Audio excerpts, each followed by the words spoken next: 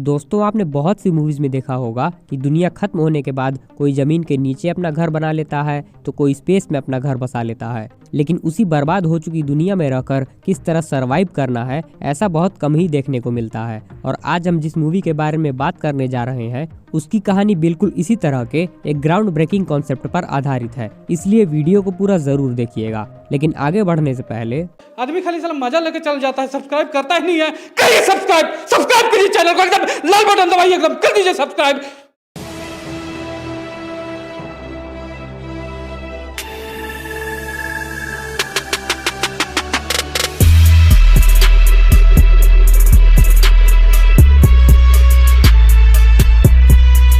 स्नोपीरसर यह 2013 में रिलीज हुई एक साइंस फिक्शन मूवी है जो कि एक फ्रेंच ग्राफिक नॉवेल पर बेस्ड है। इस मूवी को ऑस्कर विनिंग डायरेक्टर बॉन्ग जून-हो ने लिखा और डायरेक्ट किया है। बॉन्ग को 2019 में पैरासाइट मूवी के लिए बेस्ट पिक्चर और बेस्ट डायरेक्टर का अवार्ड भी मिल चुका है। यानी इतना तो समझ जाइए कि ये कोई मामूली फिल्म मेकर नहीं है। कहानी साल 2031 की टाइमलाइन पर आधारित है, जहां धरती का टेम्परेचर बहुत ज्यादा बढ़ गया है और इस बढ़ते टेम्परेचर यानी ग्लोबल वार्मिंग पर काबू पाने के लिए क्लाइमेट इंजीनियरिंग की मदद ली जाती है, जिससे कि धरती के टेम्परेचर को कम किया जा सके। लेकिन इस चक्कर में टेम्परेचर इतना कम हो जाता है कि धरती का कोर ही पूरी तरह से जम जाता है और पूरी दुनिया आइस एज के चपेट में आ जाती है। इस आइस एज में सरवाइव करने के लिए विलफोर्ड नाम का एक साइंटिस्ट एक सरकम नेविगेशनल ट्रेन डिजाइन करता है जिसका नाम था स्नोपीरसर। यह ट्रेन लगभग 1001 कार्स के बराबर थी। इसे इस तरह से डिजाइन किया गया था कि ये कभी रुकेगी ही नहीं। अराउंड द ग्लोब ये हमेशा घूमती रहेगी।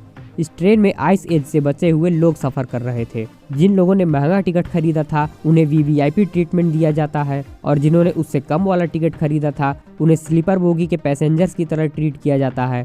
मतलब एक तरह से इंडियन रेलवे वाला ही सिस्टम था। और जो लोग सिर्फ अपनी या अपने परिवार की जान बचाने के लिए ट्रेन में जबरदस्ती चढ़ गए थे उन्हें सबसे अलग पीछे की 3-4 बोगियों में शिफ्ट कर दिया जाता है और एकदम जनरल बोगियों के पैसेंजर्स की तरह ट्रीट किया जाता है। लेकिन यहाँ स्थिति उससे भी ज्यादा बदतर रहती है। उनसे बहुत बुरी तरह से भेदभाव किया जाता है, बिल्कुल जानवरों की तरह। जब जरूरत पड़ी तो काम निकलवाया और फिर वापस वहीं फेंक दिया। और अगर कोई इसके खिलाफ आवाज उठाता है तो उसे बहुत ही भयानक तरीके से सजा दी जाती है।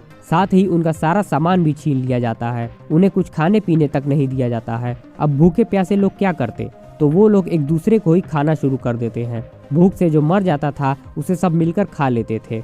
एक भूखी माँ अपने नवजात बच्चे को ही खा लेती है, क्योंकि उस बेचारी के पास खुद का पेट भरने का कोई जुगाड़ ही नहीं था तो अपने बच्चे का पेट कहाँ से भरती। यानी एक तरह से लास्ट के 3-4 बोगियों के सारे लोग आदमखोर बन जाते हैं। अब वो लोग आखिर ये सब कब तक सहते। कभी न कभी तो पानी सिर के ऊपर जाना ही था। तो वो लोग मिलकर ट्रेन के इंजन तक पहुंचकर उसे अपने कंट्रोल में करने का प्लान बनाते हैं ताकि वो उसे अपने हिसाब से चला सके और अपनी जिंदगी को बेहतर बना सके। जैसे जैसे वो एक एक बोगियों को पार करते हुए आगे बढ़ते हैं उनका ऐसी ऐसी मुसीबतों से सामना होता है जिसे देखकर आप भी हैरान रह जाएंगे। अपने अस्तित्व को बचाने के लिए ट्रेन के गार्ड से उनका भीषण युद्ध होता है। वो जानना चाहते थे कि जिस विलफोर्ड को अमीर लोग अपना मसीहा मान रहे हैं वो उन गरीबों के साथ इतना अन्याय क्यों कर रहा है। न्याय और अन्याय की यह लड़ाई किस तरह एक नई जिंदगी की ओर ले जाती है, यह जानने के लिए आपको यह मूवी जरूर ही देखनी पड़ेगी।